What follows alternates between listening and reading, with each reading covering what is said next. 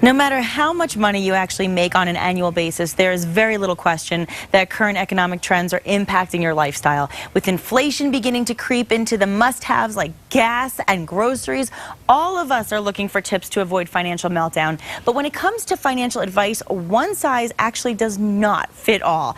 Good thing our friend Emilee New of First Financial Credit Union is back here with a few suggestions that, regardless of our annual income, should point us in the right financial direction. So let's take this step by step. First of all, hi. Welcome back. Thank you. And I want to ask you first about your advice about this, okay? Because there are a lot of us whose income is basically under $20,000 a year. A lot of people watching right now. What's your advice to those people? Well, first of all, think back to your very first job. For most of us, we were probably in high school. And so, you know, you wait for payday and you think, oh my goodness, I'm rich. I got this huge paycheck, right? So we're so excited about that. But at that point, most of your fixed expenses were probably being taken care of by your parents. Exactly. Okay? So it is relative. So keep that in mind. But good point. For under $20,000, first of all, save $500, okay?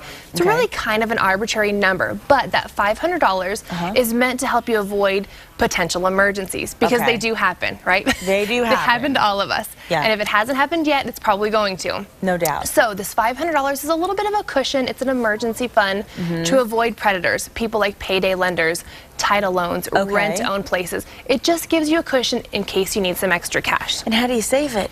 Well, find a way.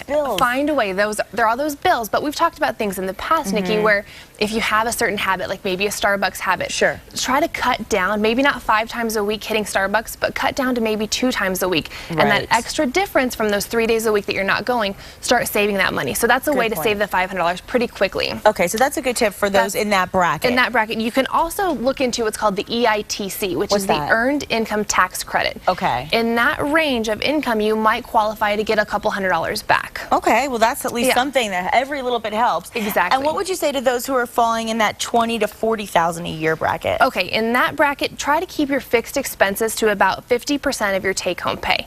Now remember, it's hard to do. Emilee. I know it's a little rough. It's a little rough.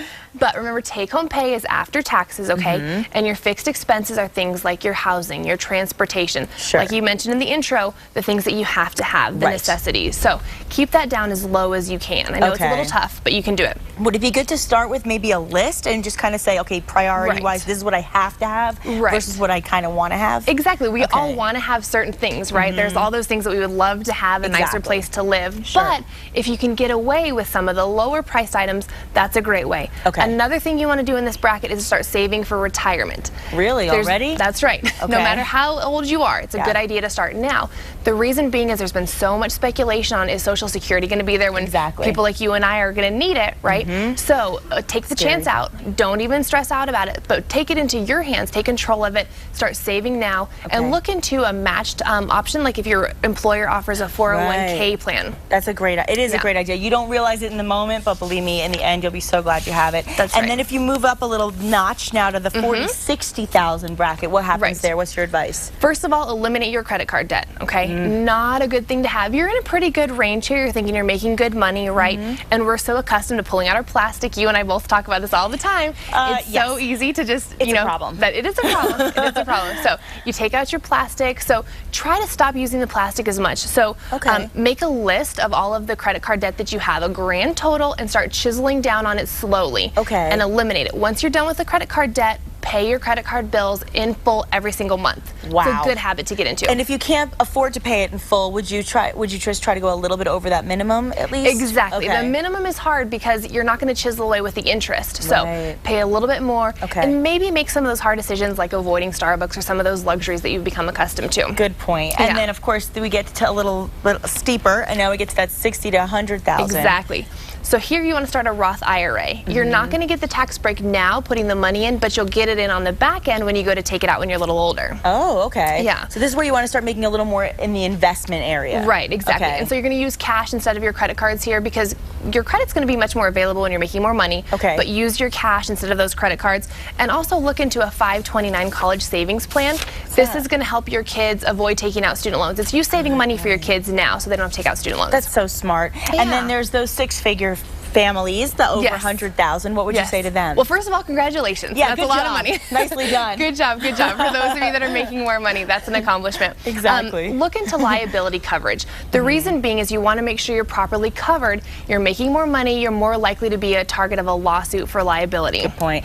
Can I mention something also? I would imagine, obviously, the higher your tax bracket, the higher your pay bracket, the more money coming out of each check. Exactly. It changes. So, I mean, obviously, even though you're making more money, there's a lot more coming out, too. So you really need to consider that as far as the ratio as Make sure you're properly covered. And you and I were also just talking about this. You want to get help from a tax professional because there's a whole lot of stuff in these codes, these tax codes, these law codes that you want to make sure that they're aware of because you and I are not experts on this. Exactly. So get advice from that person. They can help you look for deductions. They're fantastic. I'm not in this bracket, but I have a tax professional that I love. Laura, I don't know what I would do without you. You're amazing. So make sure you get help from a tax professional. I need her number. That's right. I'll give it to you.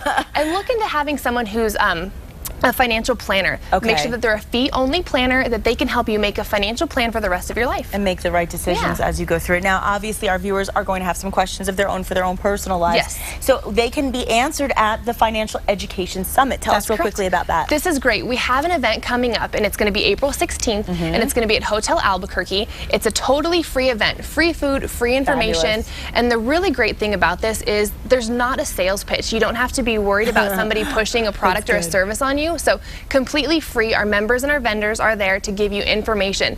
If they happen to sell you something maybe after the event or down the road, that's one thing. But at the event, it's totally free. You don't have to be worried about getting sold a bill of goods. So it's just go. It's all about getting help. And that's fantastic, as always. And let me just tell you really quick, you can get that information if you go to nmcofesummit@gmail.com. Say it one more time. nmcofesummit@gmail.com. Thanks, Emilee. And I like your Bling First Financial shirt, by the way. Thank you so much. I've got one for you. Okay, good.